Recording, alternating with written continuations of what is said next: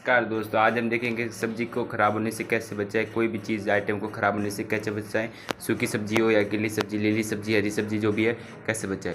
तो आप देख सकते हैं कि अपने पुरातन जो खोज है, जैसे अपने अचार का आविष्कार किया जो सीजन में फ़ायदा भी देता है और एकदम 4-5 महीने आराम से सुरक्षित और 6-7 महीने से भी अधिक चलने की संभावना पूरी 100% रहती है। तो उसका कारण यही है कि उसमें कुछ ऐसे विनेगर सॉल्यूशन, कुछ खट्टा सॉल्यूशन या ऐसे कुछ तत्व डाल दिए जाते हैं जो उसको माइक्रोब्स वगैरह उनसे बचाते हैं। इसी प्रकार जैसे हम प्याज लाते हैं तो मॉडर्न टाइम में प्याज क्या किया जाता है कि अगर वो गीले हैं या फिर उसमें थोड़ी नमी है तो उसको सबसे पहले आप धूप में सुखाएं। धूप में सुखाने के बाद उसको एक जगह स्टोर करके आप रखें। भोजन है जो उसको फ्रिज में रखते हो, आप भोजन को फ्रिज में ध्यान रखना कि कभी भी मतलब जब चूल्हे से उतारते हो, गैस से उतारते हो, स्टोव से उतारते हो तो 2 घंटे के अंदर ही भोजन को अपन को कंज्यूम कर लेना है, उसका यूटिलाइज कर लेना है। उसके बाद क्या होता है, उसकी जो न्यूट्रिशन क्षमता होती है वो अब जो जो उसकी ऊर्जा होती है, जो जीवित उष्मा, जीवन शक्ति भोजन की, अन्न की, वो धीरे धीरे डाउन होती जाती है और अंत में पूरी उसकी भी एनर्जी लो हो जाती है। इस प्रकार से प्याज को आपने स्टोर करने सीख लिया। उसके बाद जो आप भोजन को फ्रीज करते हो, रोटियों को फ्रीज करते हो, आटे को फ्रीज करते हो, तो कम से कम 4 घंटों के अंदर उसको वापस बाहर ले लेना है। ऐसे नहीं 6-7 घंटे, 10 घंटे, 12 घंटे पूरी नाइट या फिर पूरा ऑल टाइम और आप भूल गए, नहीं ऐसा। ये आपके लिए, सेहत के लिए नुकसानदायक हो जाता है। रूम टेम्परेचर पे, कमरे के तापमान पर या फिर कमरे में भोजन 2 घंटों के अंदर यूज़ कर लेना है। और जो भी नमी है उसको निकालने के लिए उसको हवा में रखो, धूप में रख सकते हैं। इसी प्रकार अगर गेहूं में वगैरह आपको पता ही है, बाजरी में अगर आपके कुछ पड़ जाते हैं, छोटे जानवर, जीव कहते हैं उसे, तो उसमें अपन पाउडर मिला लेते हैं। पाउडर मिलाने के बाद अपन उसकी सफाई भी करनी चाहिए।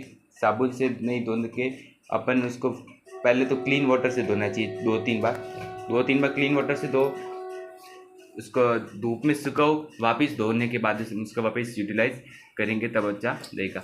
और अगर आपको लॉन्ग टाइम यूज़ करना है तब आप उसमें पाउडर मिलाओ, लेकिन उसके बाद उसका धोने की पूरी साफ सफाई रख रखाव आपके, नहीं तो वो आपकी सेहत को नुकसान पहुंचाने की पूरी गारंटी उसकी माइक्रोब ने ले रखी है। अन्य सामान जैसे अपन खट्टा सॉल्यूशन मिला लेते हैं, वो बाइकार्बोनेट सॉल्यूशन मिला लेते हैं, हम जो कहते हैं इडली में डालते हैं सम मसाला वो डाल देते हैं, या फिर और जो नमक वगैरह है वो ऐसे तरकीब सोचते हैं। तो ये अपन सब करते हैं। उसी प्रकार खाने को बार बार गर्म नहीं करना है। बार बार गर्म करने से क्या होता है, पहली प्रवृत्ति है उसकी, वो तामसिक प्रवृत्ति में कन्वर्ट हो जाता है।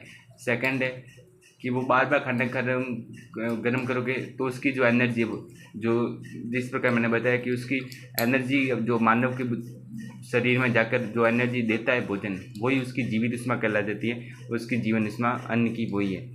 तो वो जीवन उष्मा अन्न की बार बार गर्म करने पर डाउन होती जाती है। आप इसका अंदाज नहीं लगा सकते कि जो बासी भोजन होता है या 10 घंटे बाद, 8 घंटे बाद आप खा लेते हो, ये बासी भोजन नहीं है। मतलब एक पूरी नाइट होल्ड करने के बाद जो भोजन होता है वो बासी भोजन में आता है।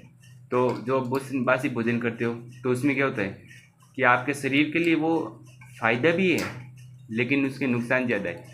फ़ायदा उस दिन है जब हम उस त्यौहार को कहते हैं शीतला अमावस्या। उस दिन मतलब साइंटिस्टों ने ऐसे दिन निकाला है कि जो बासी भोजन खाएंगे तब हमारे शरीर का जो लेवल है, पित्त लेवल, कफ लेवल, तो वो मेंटेन हो जाता है। वो सभी के उस टाइम वो सीजन ही ऐसी होती है, वो क्लाइमेट ही ऐसा, प्रकृति का नियम है, तो उसके हिसाब से होता है। और बाकी दिन अपन को नॉर्मल खाना खाना है। और जो गुटखा बीड़ी तंबाकू खाने वाले हैं उनकी क्या लार में, क्योंकि अपने शरीर में लार है जो सबसे इम्पोर्टेंट काम करती है पूरे शरीर में। जैसे मस्तिष्क है, दिमाग है, वो सब सोचने करने का काम करती है। तो उसी प्रकार अगर शरीर में भोजन से पहले अगर लार नहीं बनेगी, क्योंकि आप गुटखा थूक देते हो, थूक के साथ लार भी निकल जाती है, तब आपके शरीर में बेशक कमी आएगी और उस कमी से आपके अंदर जीवाणु प्रवेश करेंगे, जो नुकसानदायक जीवाणु वो प्रवेश करेंगे।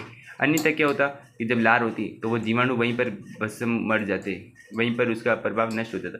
लेकिन लार के अभाव में, या फिर आप सुबह कुल्ला करते टाइम कुल्ला थूक देते हो, नहीं ऐसा नहीं करना है। आपको कुल्ला मुंह के अंदर आपको निगलना है, वही कुल्ला 2-3 बार कुल्ला करके निगलो। उसके बाद मुंह साफ करो, और जरूर साफ उठने के बाद मुंह पानी पीना है, गर्म करके हल्का गुनगुना करके पानी पीना है। इससे आपका फेस सौंदर्य बढ़ता है, स्किन स्मूथ होती है, अंदर के सिस्टम को ग्रेस मिलता है। ग्रेस आपके फैट खाने से भी मिलता है, लेकिन ज़्यादा फैट नहीं खाना है।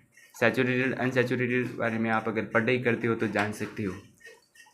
अन्य जैसे रसोई के सामान के बारे में जानकारी रखते हैं कि जो तिल चट्टे होते हैं या फिर अपन तेल की सब्जी वगैरह फैलाते तो चींटियाँ वगैरह नहीं, तो चींटी को मारना नहीं है, चींटियों को सिर्फ इलाज करना है। चींटियों को कोई लक्ष्मण रेखा लगे नहीं, ऐसा नहीं करना है। चींटियों को इलाज करना है। इलाज कैसे करना है कि साफ सफाई रख के आप इलाज करोगे, चींटियाँ नहीं आएगी। या फिर इसको चींटियों को आप बाहर दाना वगैरह आटा गीला करके दिया करो, बाहर रखो करो, ऐसे तो आपका पुण्य भी जग जाएगा और चींटियाँ भी नहीं आएगी। तो इसी के साथ आपकी इस बार मतलब जो रसोई के बारे में था थोड़ा बहुत नॉलेज आपको शेयर कर रहे हैं। आप भी कमेंट में शेयर कीजिए, क्योंकि यहाँ पर सिर्फ एक वे सिस्टम नहीं, एक मार्ग नहीं, यहाँ पर दोनों मार्ग है। आपसे कमेंट के द्वारा मेरे तक पहुँचेगा और मैं वीडियो के द्वारा अपलोड करके आपके तक पहुँचूँगा। अन्य कोई जानकारी हो और अन्य बात कि आप जब परात रखते हो तो परात को क्या करना है, धोकर रखना है। परात को धोकर रखना है। और जब खाना बनाते हो तो पीछे से ये एक शगुन का होता है कि आप धोते समय जब आटे को पलटते हो तब उसकी जब अंतिम स्टेज होती है कि भाई अभी लोहे बनाने या फिर आटे की जो वो रोट बनाने, उससे पहले आप एक बार घी में उसको पलटना चाहिए, थोड़ा सा घी गुनगुना करके उसको। इससे आपकी सुगंध होती है, अन्नपूर्णा माता प्रसन्न होती है। जय अन्नपूर्णा माता, जय रसोई माता, जय हो। आपका धन्यवाद। धन्यवाद। जय हिंद, जय भारत।